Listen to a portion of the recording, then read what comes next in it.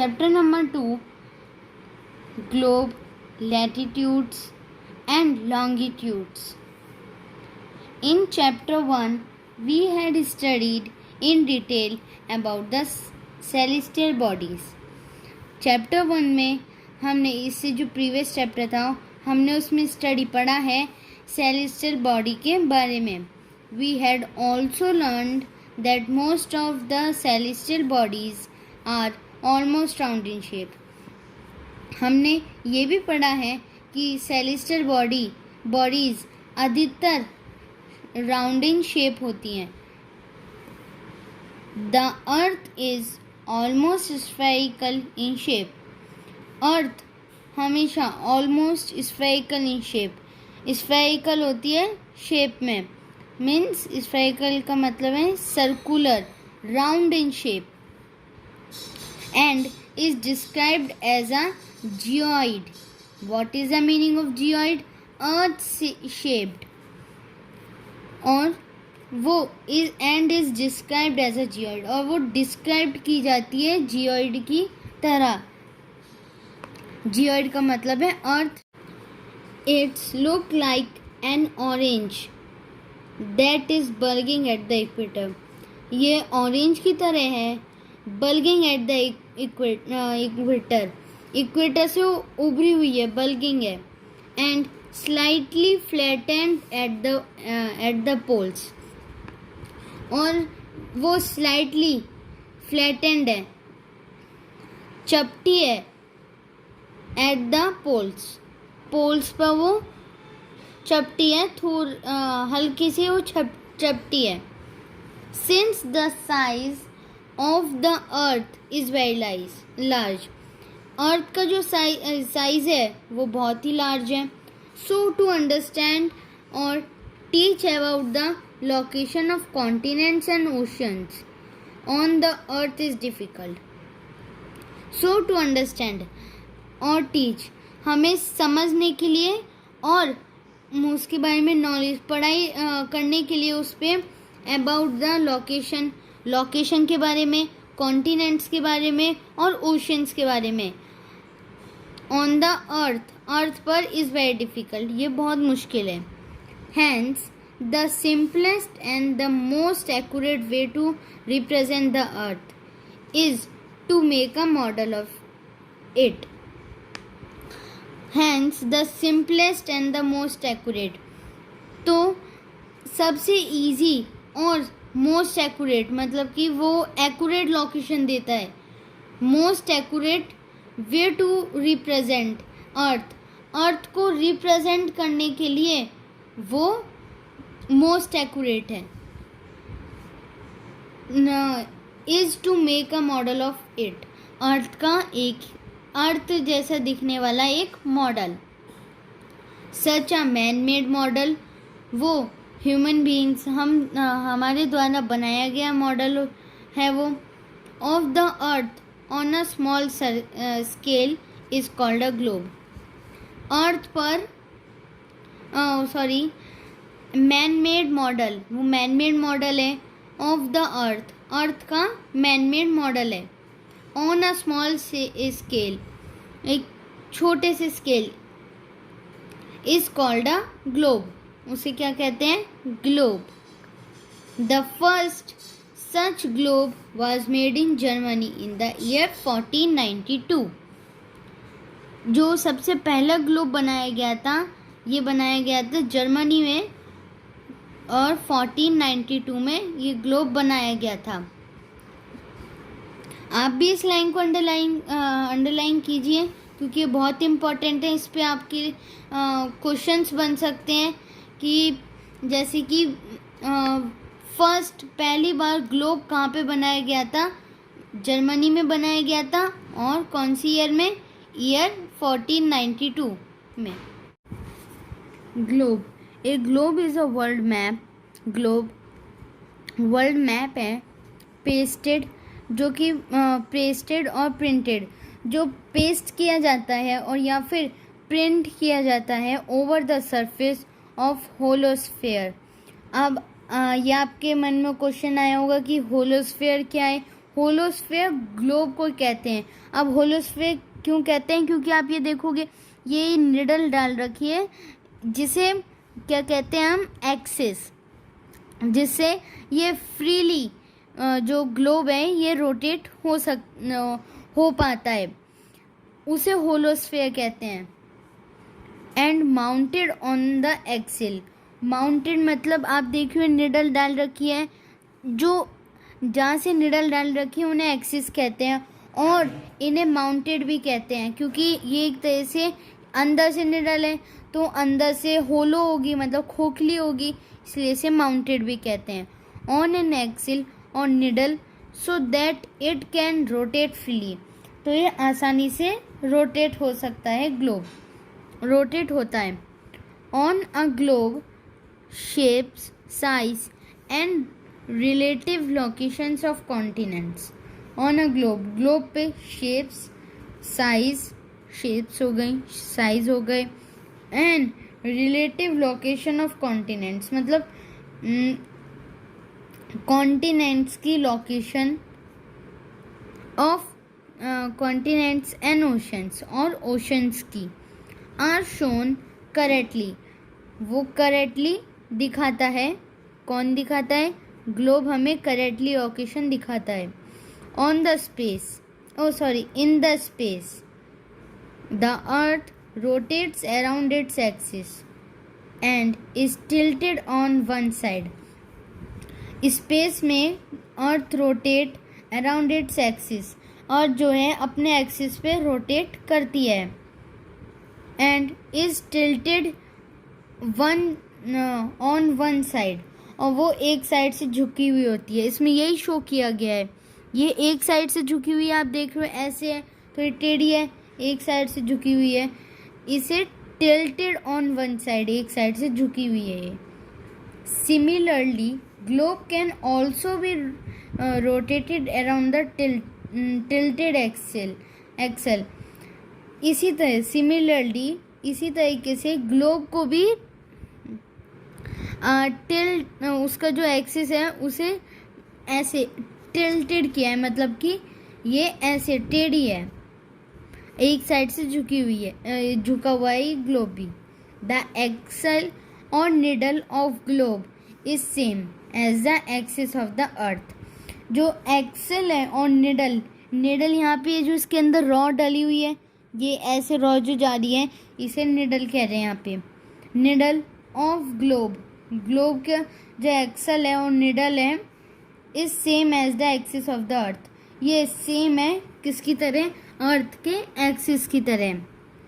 The top most point of the axis, the top most point of the axis represent the north pole.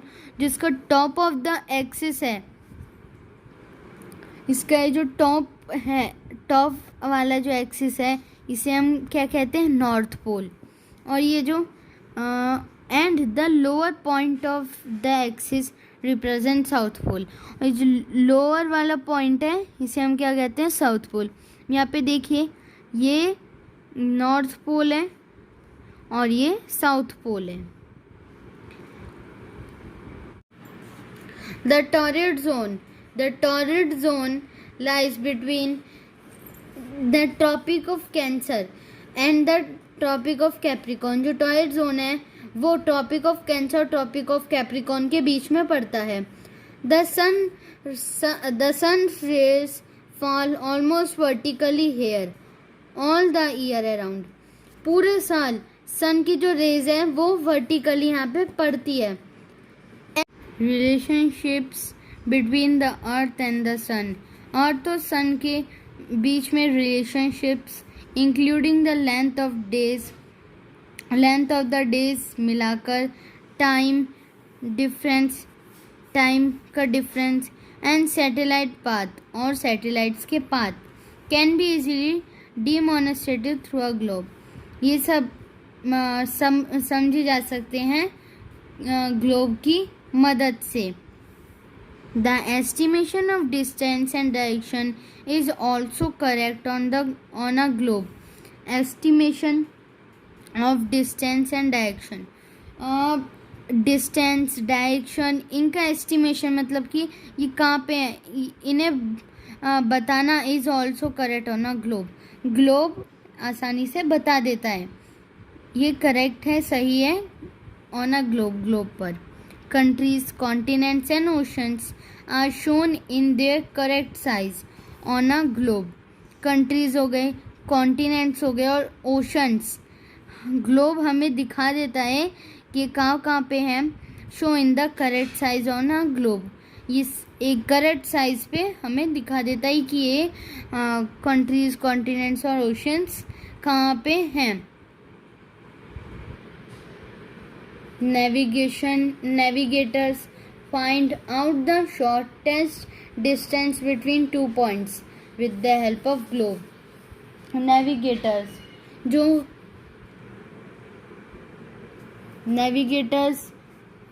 find out the shortest distance. Navigators shortest distance between 2 points. 2 points के बीच में सबसे छोटे छोटे distance में हम ढूंढ सकते हैं with the help of globe, globe की मदद से। Limitations of globe, due to its size globe is difficult to carry everywhere and every time for geographical reference.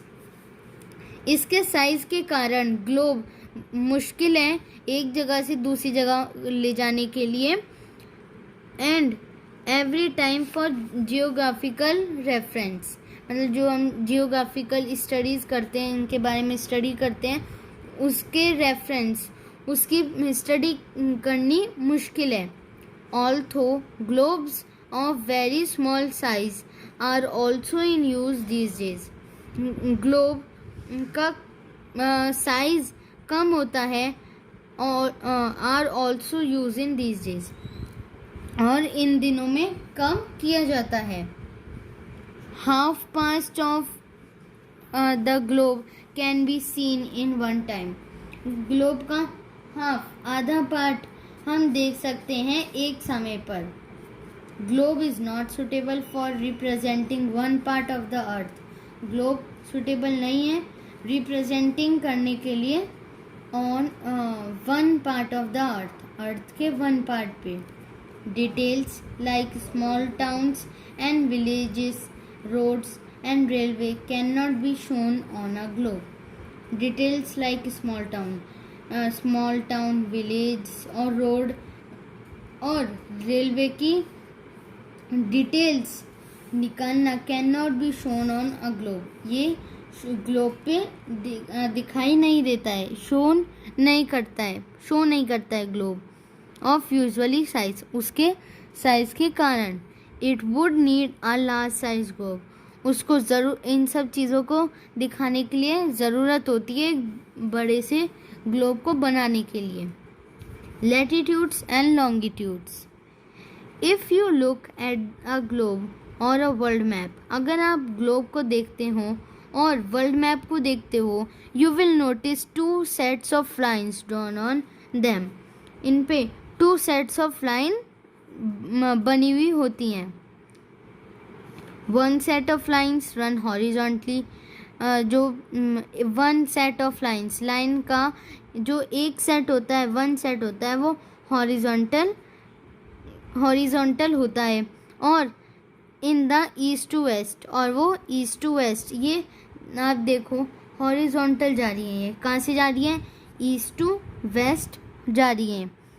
Are the lines of longitudes और parallels, और ये line इन्हें हम क्या कहते हैं, लॉन्गिट्यूड कहते हैं और पैरेलल भी कहते हैं।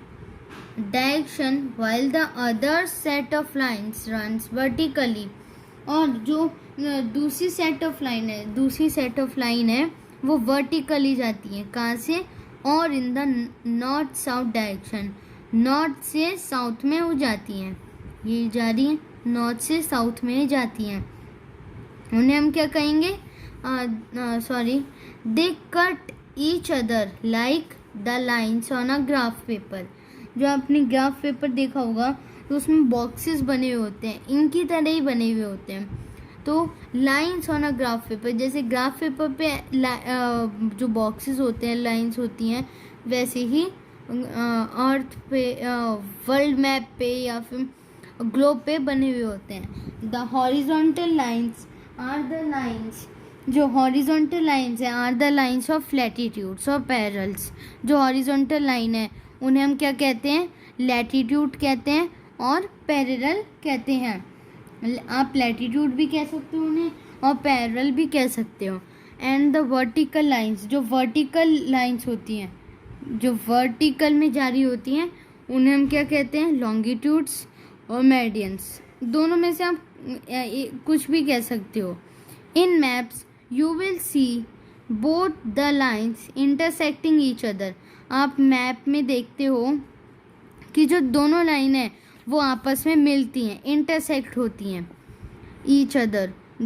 This is known as the grid, और ये क्या कहलाता है? Grid of parallels and meridians. देखो यहाँ पे क्या यूज़ किया गया है? लैटिट्यूड्स के लिए, जो कहाँ से जाती हैं,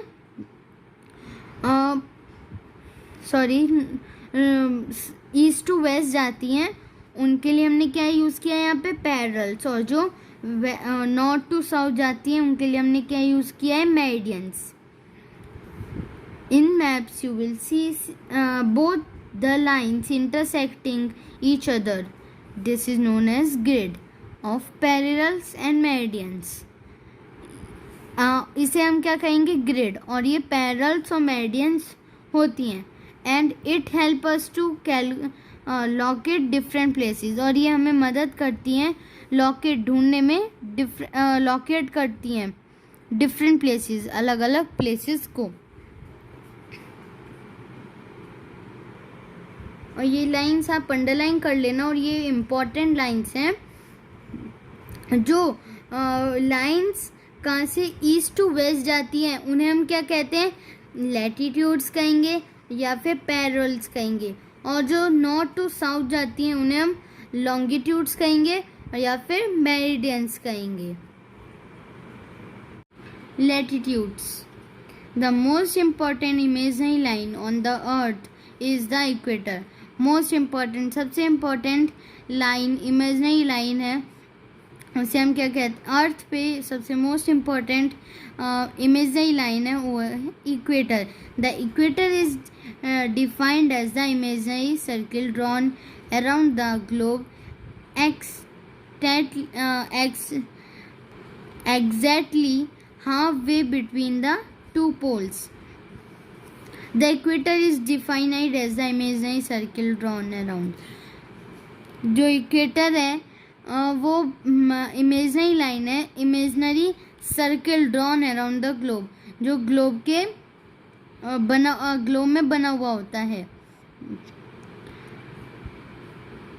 आप यहाँ पे देखेंगे इक्वेटर कहाँ पे है. ये जो 0 डिग्री वाला है, 0 डिग्री आप देख पा रहे हैं ना, ये 0 डिग्री वाला है. इस पे जहाँ पे छोटी छोटी लाइंस ड्रॉ की गई हैं कटिंग टाइप में, वो है हमारा इक्वेटर. ये इक्वेटर है ग्लोब के चारों ओर और एग्जैक्टली हाफ वे. और जो जैसे कि ये ग्लोब है, इसके एकदम बीच में सेंटर में ऐसे ही जा रही है ये पूरे ग्लोब पे. It divides the earth into 2 equal halves called the hemisphere. ये जो है ये डिवाइड कर देती है 2 इक्वल हाफ्स. अब देखो यहाँ पे भी डिवाइड कर दिया है. ये एक तो ये हेमिस्फीयर और ये वाला hemisphere. To the north of the equator is the northern hemisphere and the south of the equator is southern hemisphere. अब आप यहाँ पे देखें कि ये जो इक्वेटर के ऊपर वाला पार्ट है ये कौन सा है? हमारा नॉर्थ हेमिस्फीयर, नॉर्थन हेमिस्फीयर. और ये जो इक्वेटर के नीचे वाला पार्ट है ये हमारा southern hemisphere. It is reference or the basic line that helps to draw and name other horizontal line parallels to it and indicates whether whether they are north or south of the equator. It is reference or the basic line. ये basic line है that help to draw, जो हमें मदद करती है बनाने में name other horizontal line. जो दूसरी horizontal lines होती हैं parallels to it and indicates whether they और वो ये इंडिकेट करती हैं कि वो नॉर्थ है या फिर साउथ है ऑफ द इक्वेटर पर. Since it is the starting line, और ये स्टार्टिंग लाइन होती है, it is marked as 0 degree. और ये हमें कैसे पता लगेगा?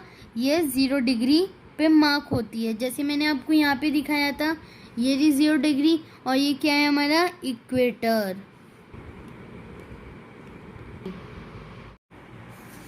Important facts about latitude.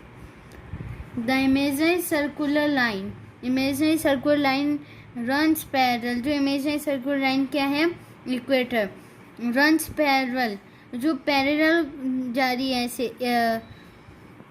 to the equator. Equator पे are called parallels of latitude. उन्हें हम क्या कहते हैं? Parallels of latitude. The parallels of latitude और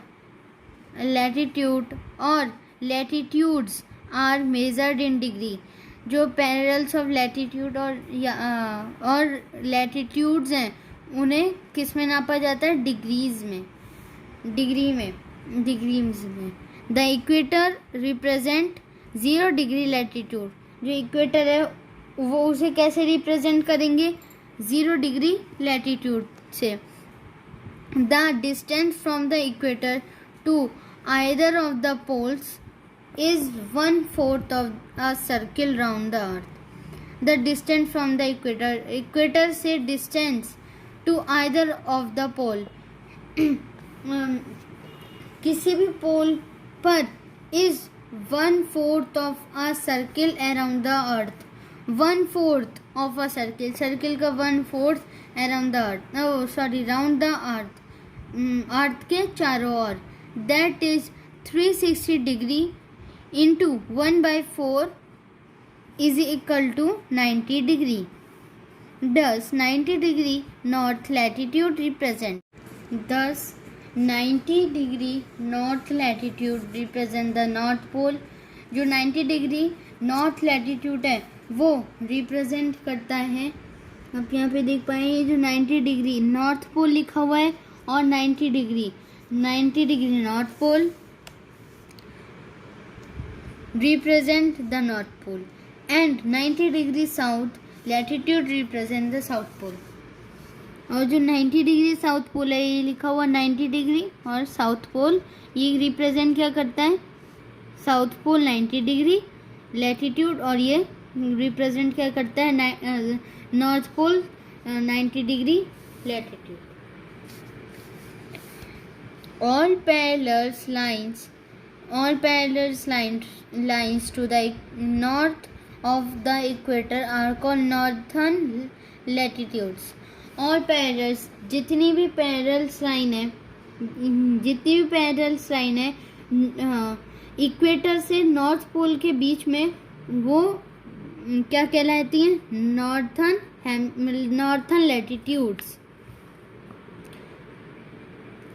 latitudes and all parallel lines to the south of the equator are called southern hemisphere.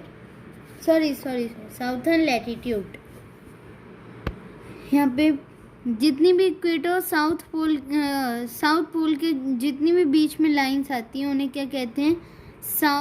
Southern latitudes. North or south is written along with the value of latitude, which represent the direction of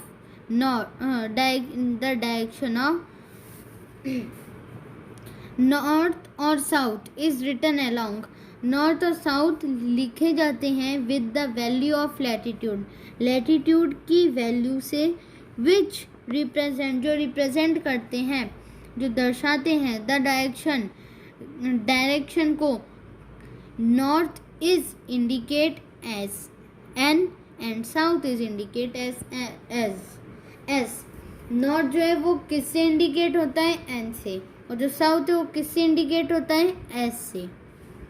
there are 90 parallels in each hemisphere. Equator से लेकर north pole तक, ये देखें equator 0 degree का है, 0 degree का क्या है, इक्वेटर, और नॉर्थ पोल, इन दोनों के जो बीच में लाइंस आती हैं, कितनी लाइंस आती हैं, total 90 parallels in each hemisphere. Equator से साउथ पोल, इक्वेटर से नॉर्थ पोल, इन दोनों के जो बीच में लाइंस आती हैं वो कितनी आती है, 90 पैरेलल्स लाइंस आती हैं। The length of the parallels latitude decrease gradually from the equator to the poles. The length of the parallels, जो parallels की length होती है, latitudes decrease gradually, और decrease कम होते जाते हैं। जैसे आप यहाँ पे दिखाइए, अब यहाँ पे आप देख पा रहे हैं इक्वेटर है और ये क्या है, नॉर्थ पोल। अब यहाँ पे देखो कितनी लंबी लाइन जा रही है और फिर डिक्रीज हो गई, छोटी हो गई ना, ऐसी लाइंस क्या होता है, बड़ी होती है, फिर उससे छोटी, फिर उससे छोटी, फिर उससे छोटी, फिर सबसे छोटी, ऐसे लाइंस होती है इक्वेटर से नॉर्थ पोल में और इक्वेटर से साउथ पोल में, और इन्हें हम क्या कहते हैं, लैटिट्यूड्स। वो डिक्रीज होते हैं latitudes gradually from the equator to the poles, equator से पोल्स तक। Important latitudes. Equator. The equator is an imaginary line on the Earth's surface. Equator imaginary line है Earth's surface पर। Equidistance from the north and the south pole, dividing the Earth into northern and southern hemisphere. जो equator आ गया बीच में, तो ये वाला part क्या हो गया, नॉर्थन हेमिस्फीयर, और ये वाला क्या हो गया, साउथर्न हेमिस्फीयर। तो एक इक्वेटर आने से दोनों डिवाइड हो गए ना, इसको नॉर्थर्न हेमिस्फीयर का पार्ट मिल गया और इसको साउथर्न हेमिस्फीयर का। इक्वेटर ने डिवाइड कर दिया नॉर्थर्न हेमिस्फीयर में और साउथर्न हेमिस्फीयर में। It is the longest line of latitude. Latitude की ये सबसे लॉन्गेस्ट लाइन है, क्या कौन सी, इक्वेटर। इक्वेटर लैटिट्यूड की सबसे लॉन्गेस्ट लाइन है। Tropic of Cancer. The tropic of Cancer is an important parallel of latitude. जो ट्रॉपिक ऑफ कैंसर है वो इम्पॉर्टेंट है, इम्पॉर्टेंट लाइन है पैरेलल्स के लिए। Parallels means latitude in the northern hemisphere. Northern hemisphere में important line है tropic of cancer. देखो यहाँ पे जो 90 लाइन्स है उन्हें नहीं लिखा गया है, जो इम्पोर्टेंट लाइन है उसको ही बताया गया है। देखो ये रहा ना, tropic of Cancer 23 1/2 degree north. तो ट्रॉपिक ऑफ कैंसर जो है, tropic of Cancer important line है किसकी, लैटिट्यूड की, इन द नॉर्थर्न हेमिस्फीयर, जो कि नॉर्थर्न हेमिस्फीयर में है। It is located at an angular distance of 23 1/2 degree north of the equator. यहाँ पे लिखा हुआ है ना 23 1/2 degree north of the equator. Equator के 23 1/2 डिग्री नॉर्थ में ये है tropic of Cancer. Tropic of Capricorn. The tropic of Capricorn is an important parallels of latitude.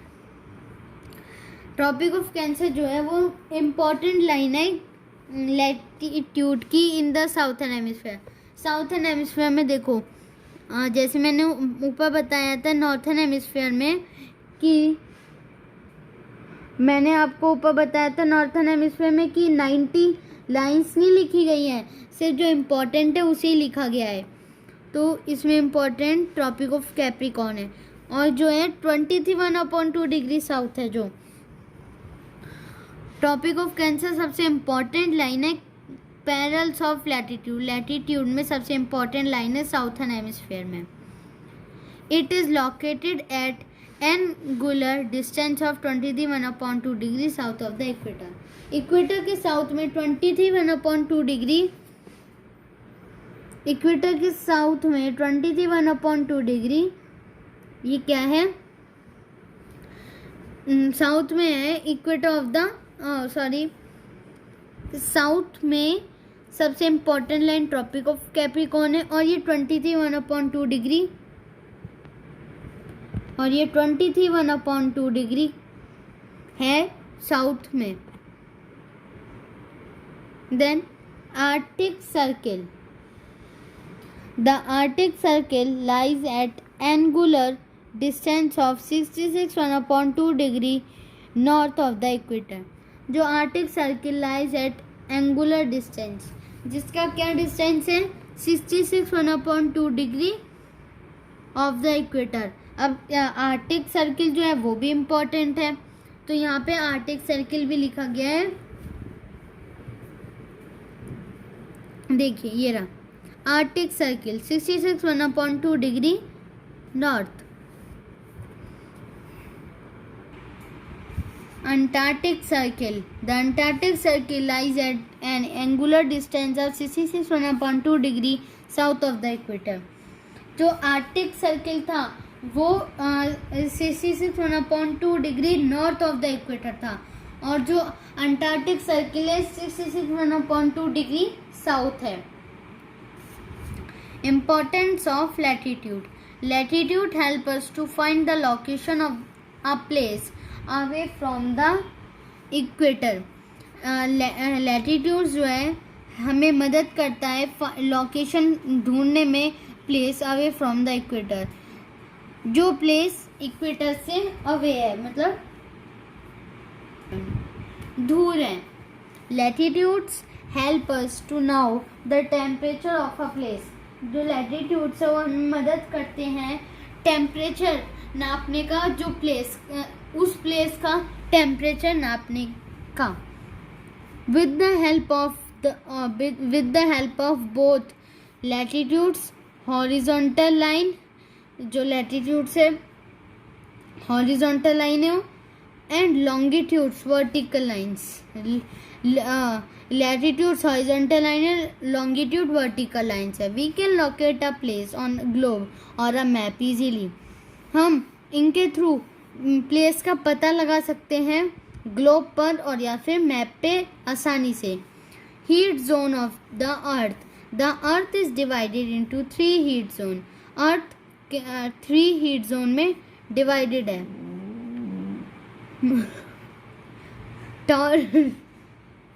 टॉर्रिड zone, temperate zone and frigid zone.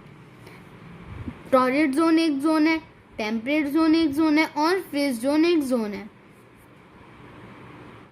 Advantage of globe. Globe के advantage. Globes are very useful for teaching and learning geography in schools. Globe are very useful. Globe बहुत useful है पढ़ाने के लिए और समझने, learning, याद करने के, समझने के लिए. क्या, ज्योग्राफी इन द स्कूल्स में, एंड कॉलेजेस और कॉलेजेस में.